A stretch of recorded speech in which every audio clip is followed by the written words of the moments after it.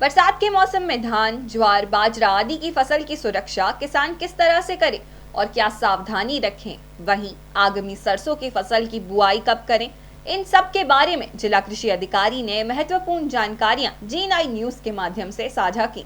नमस्कार, आप देख रहे हैं जी9 न्यूज़। मैं हूं आपके साथ सुशील गोस्वामी।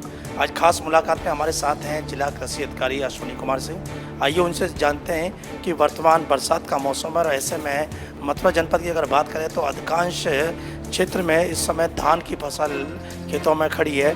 तो इस मौसम में इस फसल को रोग से बचाने के लिए और फसल उन्नत हो, अच्छी पैदावार उससे हो, तो उसको किसान क्या सावधानियां बरतें और इससे में जो रोग पनपते हैं उनसे बचाव के लिए क्या सावधानी बरतें और क्या किसानों को करना चाहिए। तो आइए जानकारी लेते हैं अश्विनी कुमार सिंह, जिला कृषि अधिकारी। सर बताएं कि धन्यवाद गोस्वामी जी। मुझे ये कहना था कि देखिए इस समय बरसात अपने चरम पे है। हमको जहाँ तक हम लोग ध्यान दें तो जून और जुलाई में जो औसत बरसात मथुरा की होती है उससे कम बरसात रही है, लेकिन इस समय बरसात हमारा पर्याप्त हो रहा है। इससे जो हमारे करीब 50,000 हेक्टेयर में मथुरा में धान की खेती की जाती है और इसमें इस समय सबसे ज़्यादा बकानी डिजीज़ जो बीमारी होती है वो लगने की संभावना है। तो इसके लिए किसान भाई ध्यान दें कि जिसमें बकानी लगती है उस पौधे को उखाड़ कर फेंक दें। ये बकानी क्या होती है उसको? हाँ, बकानी एक ऐसी बीमारी है जिसमें जिस तने में हो जाता है वो एकाएक डबल अपनी वृद्धि कर लेता है। सामान्य धान की ऊंचाई रहेगी, वो जिसमें बकानी बीमारी लगी होती है वो उससे दोगुनी ऊंचाई में बढ़ जाता है।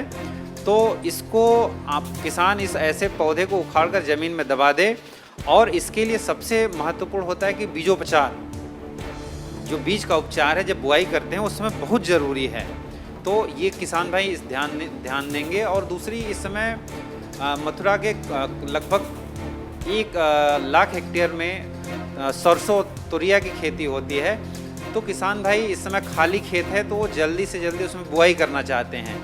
तो मेरा किसान भाइयों से अनुरोध रहेगा कि अभी बुआई न करें, वो सितंबर के अंतिम पखवाड़े में, अंतिम सप्ताह में सरसों की बुआई करें, ताकि अगर अभी बीच में बरसात हो जाती है तो उनके बीज बर्बाद हो जाएंगे और उनके जो भी उर्वरक और अन्य लागत लगा है उसका नुकसान हो जाएगा। विशेषकर अभी आप लोग देख रहे होंगे कि मथुरा में डेंगू बुखार का भी बहुत ज़्यादा प्रकोप है। तो उसके लिए भी हमारा विभाग चूहों को मारने के लिए और अन्य जो ऐसे कीट पतंगे जिसके वाहक हैं उसको मारने के लिए अभियान चला रखा है और फ्री में हम लोग अभी चूहों को मारने के लिए दवा बांट रहे हैं। आपने जो सरसों की बात की तो सरसों की बुवाई का सर्वोत्तम समय कौन सा होता है जिसमें अच्छी पैदावार हो? क्योंकि अगर बात करें तो मथुरा में अब किसानों का रुझान सरसों की तरफ ज़्यादा जा रहा है। देखिए, मेरे अगर समझ से आप कहेंगे तो मैं अक्टूबर का प्रथम जो सप्ताह है वो सबसे अच्छा मथुरा के लिए अनुकूल है, लेकिन आप सितंबर के लास्ट भी सप्ताह में बो सकते हैं उसको। ज़मीन कैसी चाहिए और किस तरह की सावधानियां बरतें हैं बुवाई के समय? जी, देखिए सरसों बहुत ज़्यादा पानी चाहने वाली फसल नहीं है। तो आप लोग जब भी सरसों की बुआई करें तो उसमें एक गहरी जुताई करने के बाद 2 हल्की जुताई कर दें, उसके बाद उस पर पाटा चला दें, उसके बाद उसकी बुआई कर दें। सरसों की बुआई के लिए 6 केजी प्रति हेक्टेयर के हिसाब से बीज बहुत पर्याप्त होता है और उसमें भी उपचारित बीज का प्रयोग करने का प्रयास करें आप लोग, यहाँ के किसान भाई। और मेरा विशेष और किसान भाइयों से अनुरोध रहेगा कि आगे जब ये थोड़ा बड़ा हो जाता है, इसमें जब फ्लावरिंग होती है तो सल्फर का प्रयोग जरूर करें, क्योंकि सरसों की जो तेल की गुणवत्ता होती है वो सल्फर नामक तत्व के प्रयोग से बहुत अच्छी उसकी गुणवत्ता हो जाती है। बीज की बात करें तो मथुरा कृषि विभाग पर अच्छी क्वालिटी का बीज पर्याप्त मात्रा में है। बेशक बेशक, हमारे यहाँ गिरिराज नाम की प्रजाति आ चुकी है हमारे बीज गोदामों पे, किसान भाई वहाँ से ले सकते हैं बीज को। सर बात करें तो मथुरा क्षेत्र में ज्वार बाजरे की भी इस वक्त और कुछ दलहन की भी खेती करते हैं, तो ऐसे में उनमें रोग पनपते हैं, बाल को नुकसान पहुंचाते हैं, तो उसके लिए किसान क्या सावधानी करें? देखिए, अभी बाजरा वैसे बाई नेचर प्रकृति के हिसाब से एक बहुत ही सहनशील फसल है, लेकिन उसमें भी कई तरह की बीमारियां और कीट पतंगे लगते हैं। तो सबसे प्रमुख बीमारी इस समय उस पर लीफ स्पॉट, पत्ती पे धब्बे आ रहे होंगे।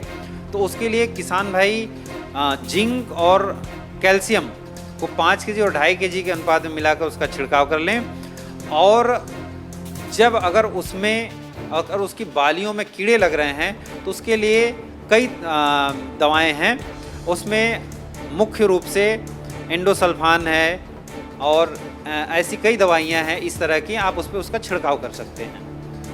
सर एक आखिरी सवाल कि इस मौसम में टिड्डी दल के प्रकोप का वो रहता, पिछली बार बहुत का प्रकोप रहा, तो इस बार कोई आशंका है क्या? नहीं, अभी तो टिड्डी दल की कोई संभावना नहीं है, अगले 2 महीने तक अभी कोई संभावना नहीं है। सुना आपने, हमारे साथ रहे मथुरा के जिला कृषि अधिकारी अश्विनी कुमार सिंह, उन्होंने काफ़ी कुछ जानकारी दी कि धान की फसल को कैसे रोग से बचाकर और अच्छी पैदावार किसान उठाएं। उसके अलावा उन्होंने बताया कि आने वाले दिनों में जो सरसों की बुवाई है उसको लेकर खाली खेत देख किसान उत्सुक रहते हैं और बिल्कुल एक किसान का जो स्वभाव है उसके बारे में बताया, लेकिन उससे कहीं ना कहीं उन्हें फसल में हानि होगी और उसके लिए बताया कि अक्टूबर का प्रथम सप्ताह सबसे बेहतर है और सितंबर के अंतिम माह से शुरुआत कर सकते हैं और उस समय किस तरह खेत में नमी चाहिए, कैसा चाहिए, वो पूरी जानकारी दी। इसके अलावा ज्वार बाजरे के बारे में भी बताया कि अगर रोग पनपता है, पत्ते पे स्पॉट आते हैं, तो उसके लिए किसानों को क्या उपचार करना चाहिए। तो कुल मिलाकर जो महत्वपूर्ण जानकारी अश्विनी कुमार सिंह ने दी हैं, तो किसान भाइयों से कहूँगा कि आप इन सावधानियों की ओर ध्यान रखेंगे तो निश्चित ही आप अपने खेत से अच्छी फसल उठा सकते हैं, अच्छी पैदावार ले सकते हैं और आने वाले दिनों में जो फसलें आप उगाएंगे तो उनमें भी एक गुणवत्तापूर्ण आप फसल पैदा करने के लिए अगर इन ओर ध्यान देंगे तो निश्चित तौर पर आप अच्छी फसल उगा सकते हैं। जी9 न्यूज़ के लिए कैमरा पर्सन रिंकू वर्मा के साथ सुशील गोस्वामी, मथुरा।